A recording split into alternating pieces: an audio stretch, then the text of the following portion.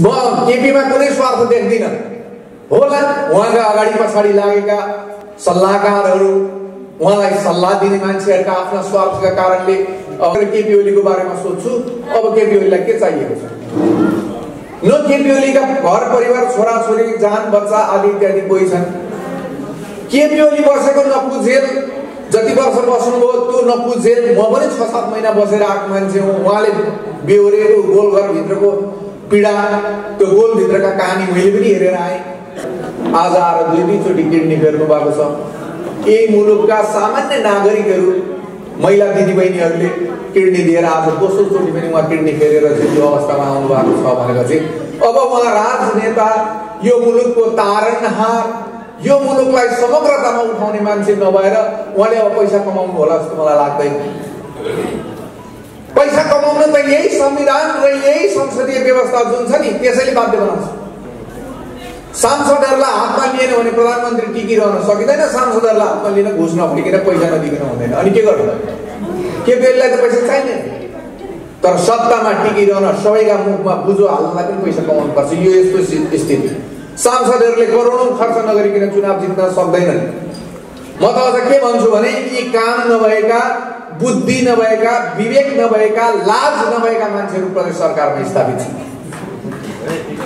किनभने यिनीहरूले आजसम्म एउटा पिउनले वर्ष दिनभरि मैले के काम गरेँ भनेर कार्य सम्पादन मूल्याङ्कन फारम भरेपछि मात्रै उसले खाएको तलब पच्छ। प्रदेश सरकारले आजसम्म, प्रदेश सांसदले, प्रदेश सरकारले के काम गर्यो होला तपाईहरु अनुमान गरेर मलाई बताइदिन सक्नुहुन्छ? सेवा र सुविधा लिने भन्दा बाहेक कुनै काम गर्यो होला जस्तो तपाईले अनुभव गर्नुहुन्छ? जम्मा 2-2.5 करोड नागरिक, 3 करोड नागरिकहरू भएको मुलुक नेपाल, अनि 3 करोड नागरिकमा पनि 60-70 हजारलाई भेडा च्याङ्ग्रा विदेशीमा गएर अर्काको घरमा काम गर्न बाध्य बनाएर विदेश पठाएर तिनीहरूकै रेमिटेन्सले चलेको यो मुलुक, 4 जना मुट्ठी नाम अमलामा गर्न सकिने ब्राह्मणहरू जो जीवनभरि सत्तामा सत्ता केन्द्रित राजनीति गरे, व्यक्तिगत फाइदाका लागि सत्तामा गएर बसे, तर आज ती ब्राह्मणहरूको, तिनै बाहुनहरूको कारणले गर्दा हामी समग्र बाहुनहरूको चाहिँ आज यो देशमा चाहिँ अरू जातिहरूले विरोध गर्ने परिस्थितिको निर्माण भयो भनेर 2 वर्ष अगाडि मैले यही भोट भनेको छु। आज यो प्रदेशको मुख्यमन्त्री भनेको शेरधन राई होइन, राई भनेको किराँती जनजाति होइन, आदिवासी होइन। त्यसलाई हटाएर भीमाचार्य भनेको पूर्ण पूर्वीय बाहुन, एकदम आटे पाटे नै गर्ने बाहुन भीमाचार्य, कुमाई पनि होइन, त्योभन्दा माथिको उपाध्याय बाहुन,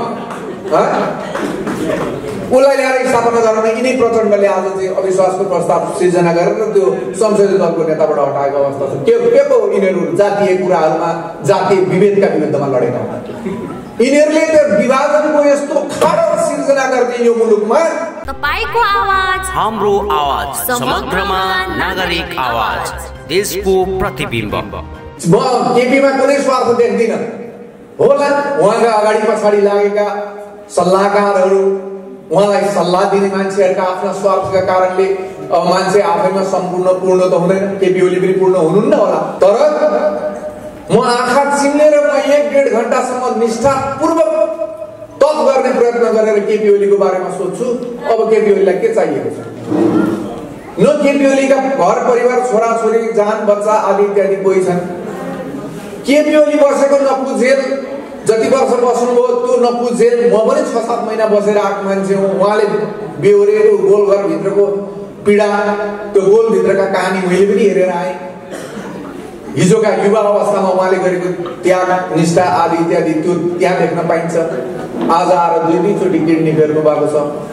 यही मुलुकका सामान्य नागरिकहरू, महिला दिदीबहिनीहरूले किडनी दिएर आज दोस्रो चोटि पनि उहाँ किडनी फेरेर चाहिँ यो अवस्थामा आउनु भएको छ भनेर चाहिँ अब उहाँ राजनेता, यो मुलुकको तारणहार, यो मुलुकलाई समग्रतामा उठाउने मान्छे नभएर उहाँले अब पैसा कमाउनु होला जस्तो मलाई लाग्दैन।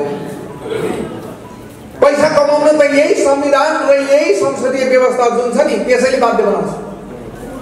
सांसदहरूलाई हातमा लिएन भने प्रधानमन्त्री टिकिरहन सकिँदैन। सांसदहरूलाई हातमा लिन घुस नफिकिन पैसा नदिकन हुँदैन। अनि के गर्नु? केपी ओलीलाई त पैसा चाहिँदैन, तर सत्तामा टिकिरहन सबैका मुखमा बुझो हाल्नलाई पनि पैसा कमाउनु पर्छ। यो यस्तो स्थिति। सांसदहरूले करोडौं खर्च नगरिकन चुनाव जित्न सक्दैनन्। मैले भनेन मेरो भिडियो नेपालीहरू 1.5 करोड भन्दा बढीले मेरो भिडियो हेरेको छ, तर म नेपालको कुनै पनि क्षेत्रमा म जहाँ जन्मेँ त्यहाँ म जहाँ हुर्केँ त्यहाँ कहीँ पनि म चुनाव लड्न गएँ भने मलाई लाग्छ मैले बढी भोट पाएँ भने 200-300 भोट पाउँदैन। पैसा छैन भने मैले त्यो गर्ने सक्दैन। सबैले बुझेको कुरा त्यही। अनि सांसदहरूले त्यो लगानी गरेको कुरा त जितिसकेपछि फेरि उठाउनु पर्यो। यो संसद पुनर्स्थापना भयो भने सांसदहरूका लागि स्वर्णिम युगको प्रारम्भ भयो भनेर बुझेको छु। फेरि खरिद बिक्री खसी बोकाहरूको बिक्रीबाट सुरु भयो जस्तो फेरि प्रारम्भ हुन्छ। आज 7वटै प्रदेशमा लगभग एक मतको प्रदेश सरकार। म यो प्रदेश सरकारको खिलाफमा छु। म त अझ के भन्छु भने यी काम नभएका, बुद्धि नभएका, विवेक नभएका, लाज नभएका मान्छेहरू प्रदेश सरकारमा स्थापित छन्। किनभने यिनीहरूले आजसम्म एउटा पिउनले वर्ष दिनभरि मैले के काम गरेँ भनेर कार्य सम्पादन मूल्याङ्कन फारम भरेपछि मात्रै उसले खाएको तलब पच्छ। तर मलाई यहाँ बसेका कोही मान्छेले बताइदिनुहोस् प्रदेश सरकारले आजसम्म, प्रदेश सांसदले, प्रदेश सरकारले के काम गर्यो होला तपाईँले अनुमान गरेर मलाई बताइदिनु सक्नुहुन्छ? सेवा र सुविधा लिने भन्दा बाहेक अरू कुनै काम गर्यो होला जस्तो तपाईँले अनुभव गर्नुहुन्छ? अनि यो के हो? यसले के गर्छ? 2 करोड 22 करोड जनसङ्ख्या बोकेको उत्तर प्रदेश, 14-15 करोड जनसङ्ख्या बोकेको बिहार, तपाईँ हाम्रो छिमेकी, जम्मा 2-2.5 करोड नागरिक, 3 करोड नागरिकहरू भएको मुलुक नेपाल, अनि 3 करोड नागरिकमा पनि 60-70 हजारलाई भेडा च्याङ्ग्रा विदेशीमा गएर अर्काको घरमा काम गर्न बाध्य बनाएर विदेश पठाएर तिनीहरूकै रेमिटेन्सले चलेको यो मुलुक के हो? यो प्रदेश सरकारको के हो? यो संविधानले यदि तानासा जन्माएर जोर जबरजस्तीमै लिएर गयो भने मलाई थाहा छैन, होइन भने यो संविधानबाट यो मुलुकले उन्नति स्थिरता प्राप्त गर्छ भन्ने कुरा कहिले पनि नसोच्नुहोस्। मैले यही ठाउँबाट भनेको थिएँ 4 जना मुट्ठी नाम अमलामा गर्न सकिने ब्राह्मणहरू जो जीवनभरि सत्ता केन्द्रित राजनीति गरे, व्यक्तिगत फाइदाका लागि सत्तामा गएर बसे, तर आज ती ब्राह्मणहरूको, तिनै बाहुनहरूको कारणले गर्दा हामी समग्र बाहुनहरूको चाहिँ आज यो देशमा चाहिँ अरू जातिहरूले विरोध गर्ने परिस्थितिको निर्माण भयो भनेर 2 वर्ष अगाडि मैले यही भनेको थिएँ। आज हेर्नुहोस् जात जाति धर्म सम्प्रदायको नाममा माओवादीले यति ठुलो खाडल सिर्जना गरिदियो मुलुकमा। आज बाटोमा हिँड्दाखेरि एउटा किराँतीले म बाहुनको अनुहार गरेको मान्छे कसैलाई देख्यो भने स्वाख गरेर हेर्छ। पृथ्वीनारायण शाहको जसले यो राज्य एकीकरण गरे, यही राज्य एकीकरणमा आज माथि बसेर सत्ताको तर मार्नेहरू अस्ति पृथ्वीनारायण शाहको जयन्तीको दिन देख्नुभयो होला, केही मगुराली सेताहरूको उपस्थितिमा थुक्ने काम भयो, तपाईँहरूले देख्नुभयो होला। यो कसले गरायो? तर आज हेर्नुहोस् त, यो प्रदेश 1 को मुख्यमन्त्री भनेको शेरधन राई होइन, राई भनेको किराँती जनजाति होइन, आदिवासी होइन। त्यसलाई हटाएर भीमाचार्य भनेको पूर्ण पूर्वीय बाहुन, एकदम हाते पाते नै गर्ने बाहुन भीमाचार्य, कुमाई पनि होइन, त्योभन्दा माथिको उपाध्याय बाहुन, उसलाई ल्याएर स्थापना गर्न यिनै प्रचण्डले आज चाहिँ अविश्वासको प्रस्ताव सिर्जना गरेर त्यो संसदीय दलको नेताबाट हटाएको अवस्था छ। के को यिनीहरू जातीय कुराहरूमा, जातीय विभेदका विरुद्धमा लडेका हुन्। यिनीहरूले त विभाजनको यस्तो खाडल सिर्जना गर्ने यो मुलुकमा जातीय सद्भावमा बसेको हाम्रो सामाजिक परिवेशलाई यति गिजोली दिए। अब साँच्चै भन्नुहुन्छ भने मेरो किराँती कोही साथी छ, एक्लै दोक्लै गाउँ बाहिर कतै घुम्न जानु पर्यो भने पनि डराउनु पर्ने स्थिति सिर्जना गरे।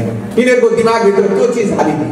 तर हामी, म ताप्लेजुङमा जन्मिएको, लिम्बुवानमा माछ किराँत लिम्बुवानमा जन्मिएको मान्छे हो म। त्यहाँ लिम्बू र हामीमा साँच्चै भन्ने हो भने कुनै पनि फरक थिएन। लिम्बू त्यहाँ बसोबास गर्ने लिम्बूहरूले हामीलाई छोरा नातिकै रूपमा व्यवहार गर्थे, हाम्रा बाबुआजूले पनि लिम्बूहरूलाई त्यही व्यवहार गर्थे। तर आज यो स्थिति सिर्जना गरे। म गएँ यसपालि 2-4 ठाउँ जाँदाखेरि कहीँ पनि सामाजिक सकारात्मक सामाजिक रूपान्तरणका लागि के गर्यो त हामीले? देशको राजनीति नै, राज्य सञ्चालनको विधि नै विपरीत छ भने जेसिसले त्यसलाई टुङ्गोमा ल्याउने काम गर्दैन भने अरू सङ्घ संस्थाले गर्छ।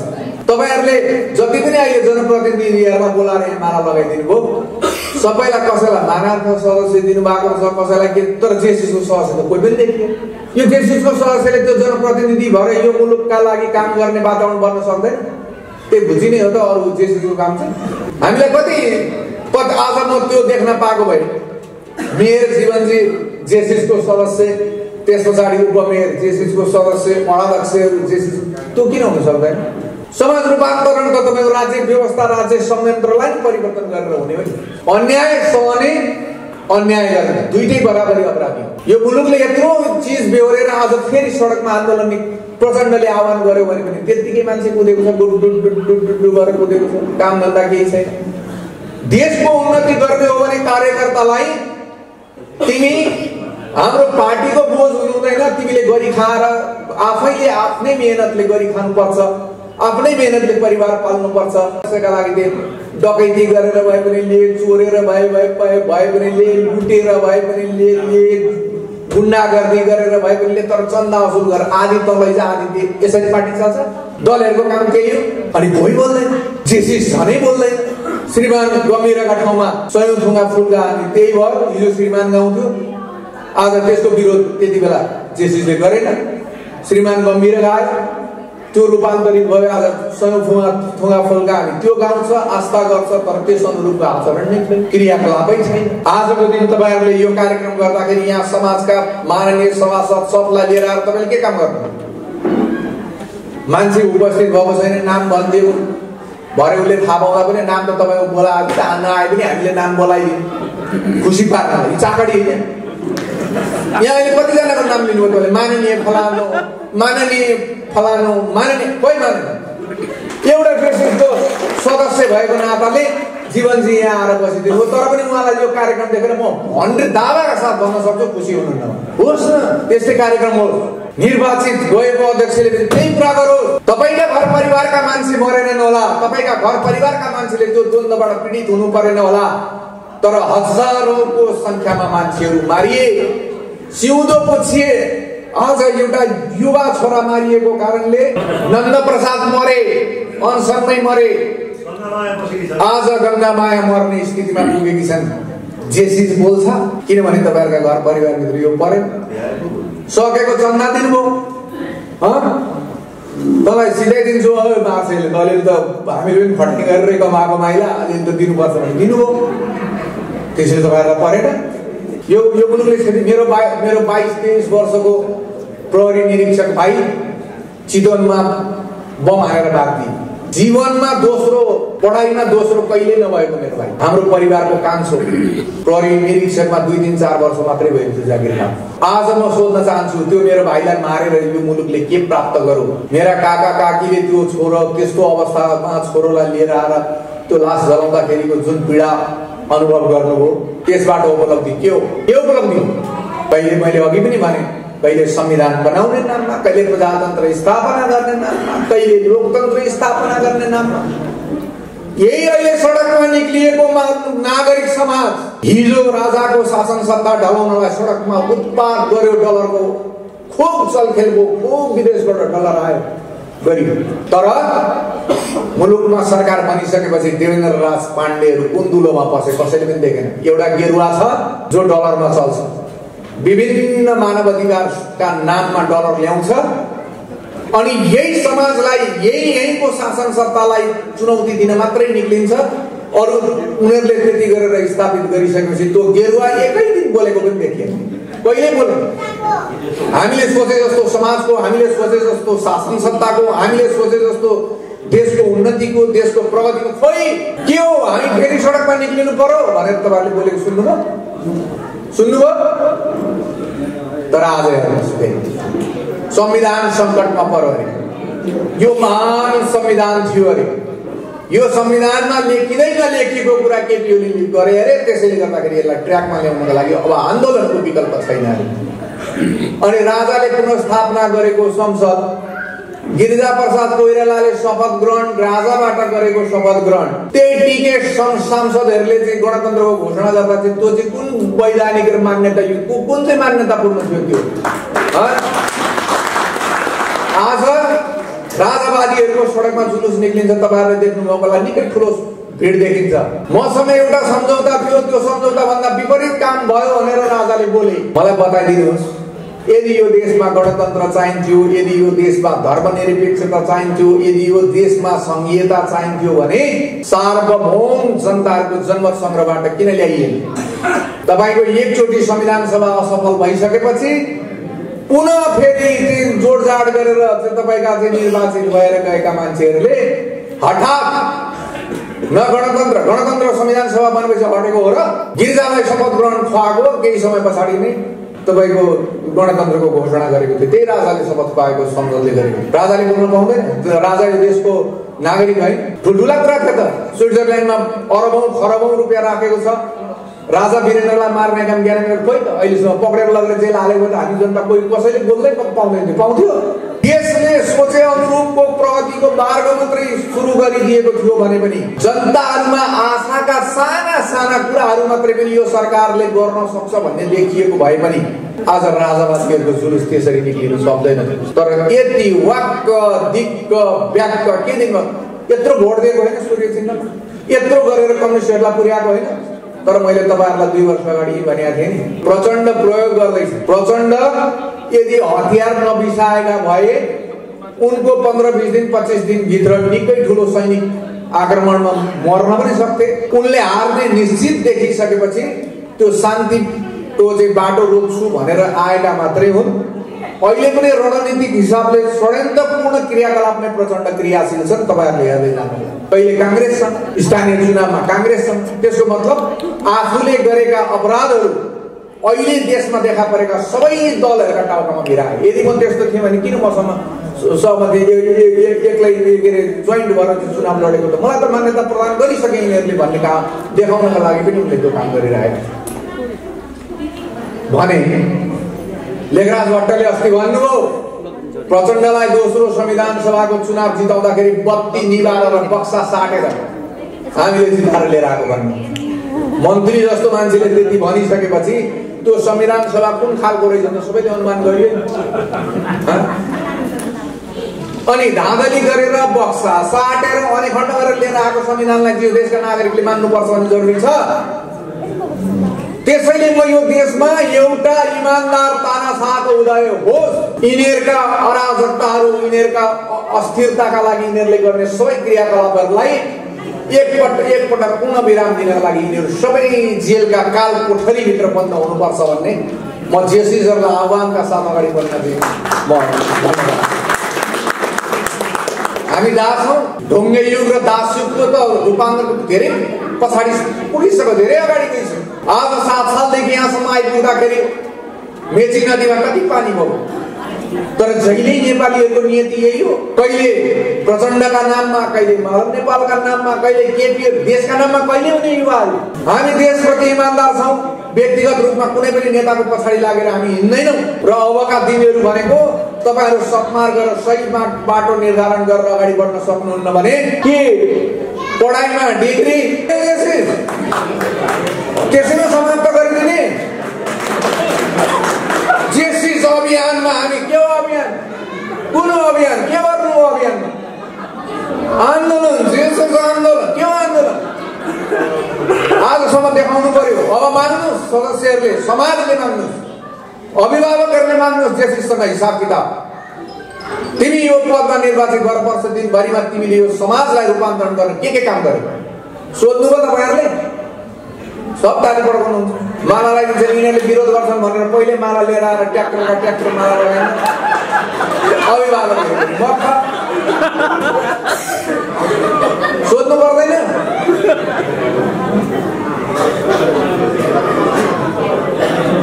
जेसीसले समाज सेवाको काम गर्दैन।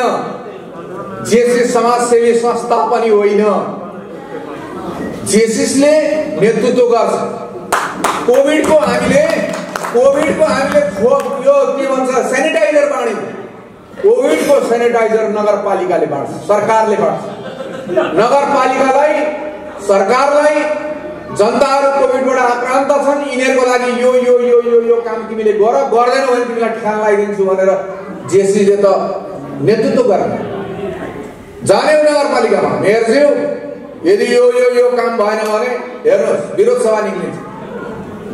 मेयरज्यूले पैसा दिनुभयो, हामीले त्यो पैसाबाट सेनिटाइजर बाँड्यौं, त्यही हो काम। लिडरसिप त्यही हो। लायन्स वी सर्भ, हामी सेवा गर्छौं भन्छ, तर हामी के भन्छौं? वी लीड, हामी नेतृत्व गर्छौं। के को नेतृत्व? अहिले आइपिडीज्यूले पनि आज 10 वर्ष अरू परिवारसँग छुट्टी माग्नु के गर्नुहुन्छ? 10 वर्षसम्म यदि उहाँले अब फेरि भाइस प्रेसिडेन्टमा उठ्न जाने हो भने मैले अहिले भनेका कुराहरू जेसिस अब मोडिनुपर्छ, जेसिसले अब विश्राम होइन, जेसिस अब देशलाई टार्गेट गरेर अगाडि बढ्नुपर्छ, देशलाई सोचेर यी कुराहरू लिएर जानुहुन्न। म वर्ष दिन तपाईँहरूको साथमै रहनेछु। म हेर्नुहोस् दिल्ली पोखरेल तपाईँहरूको म अनन्य मेरा साथीभाइ त्यो भनेका भरमा तपाईँले भोट फेरि पनि जित्नुहुन्न, म दावाका साथ भन्छु। तपाईँले चुनाव जित्न म लिडर हो भन्ने कुरा देखाउनुपर्छ। तपाईँभित्र मान्छेले नेपाल जेसिसको राष्ट्रिय अध्यक्ष देख्न सके भने मात्रै त्यो भिपीको अर्थ छ, नत्र केही पनि छैन। र म 2020 को प्रथम महिला कहीँ यहाँ हुनुहुन्छ भनिदिन्छु, मलाई नपठाउनु, बिग्रेर खत्त साफ हुन्छ मान्छे। त्यो भिपीको केही अर्थ पनि छैन। कहीँ कतै त्यहाँ त्यो पहिला मैले भेटेका बाले भने जस्तो पुङ्ग्रो चाहिँ थुप्रै ल्याउँछन् काठका घरमा। यो 1-1.5 वर्ष पछाडि खुइलेर अहिले मेरो घरमा हेरिन सक्छ 8-10 बोरा तल सिँढी मुनि लगेर फालेको छ। यो 2-3 वर्ष पछाडि जम्मै उग्लेर सबै कामै नलाग्ने हुन्छ। त्यो बापत बरु आज मलाई खुसी लाग्यो हाम्रो आइपिबिले घडी दिनु हो, म धेरै खुसी लाग्यो। त्यो त बरु कामको चिज हो नि। मलाई अहिले त्यत्रो माला साला दिनुको सट्टा म यता आएको थिएँ, एउटा गन्जी भित्रको चाहिँ गन्जी दिएको भए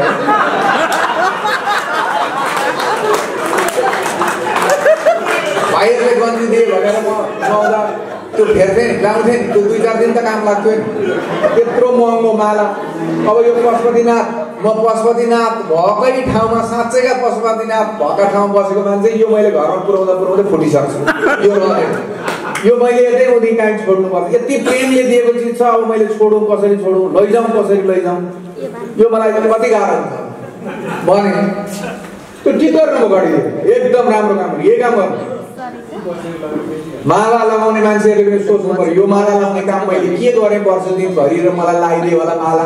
ल मलाई एकजना तपाईँ अहिले माला लगाएको ल्याएर अघि ती सम्मान गरेका भन्दा बाहेक मान्छे ल्याएर मलाई यो बोलेर सुनाइदिनुहोस् त, मैले यो गरेँ त्यसैले माला पाएँ भनेर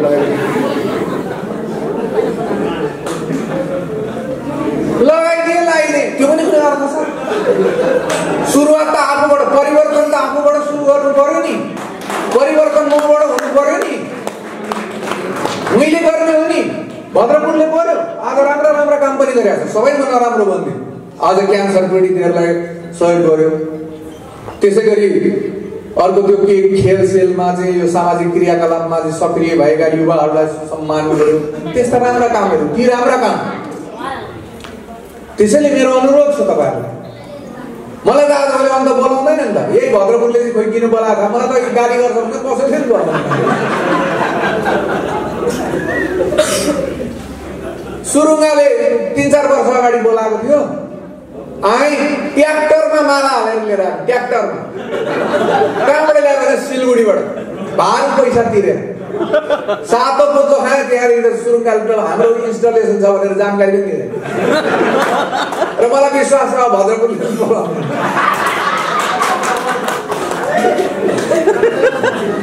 त्यसैले म फेरि पनि यो देश फेरि एउटा सङ्कटको भुमरीभित्र, कालो सुरुङभित्र पस्न ठिकठाक परे जस्तो म अनुभूति गर्दैछु। भोलि हुनसक्छ अस्ति एउटा